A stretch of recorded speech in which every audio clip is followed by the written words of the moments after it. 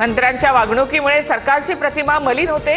राष्ट्रवादीचे आमदार धर्मराव बाबा आत्राम यांचा घरचा आहे, तर वादग्रस्त मंत्र्यांवर कारवाईची मागणी।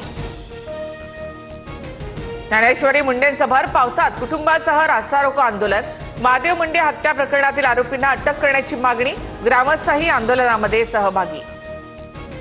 12 ज्योतिर्लिंगांपैकी एक असलेल्या त्र्यंबकेश्वर मंदिराला गळती। सभामंडप, गाभारा आणि कळसातून पाण्याची गळती। संस्थांकडून पुरातत्व विभागाला अनेकदा पत्रव्यवहार करूनही दुर्लक्ष। पंतप्रधान नरेंद्र मोदींचं मालदीवमध्ये जंगी स्वागत। आज राष्ट्राध्यक्ष मोहम्मद मियुजू यांची भेट घेणार। दोन्ही देशातील संबंध मजबूत करण्यासोबत अनेक महत्त्वाच्या विषयांवर चर्चा।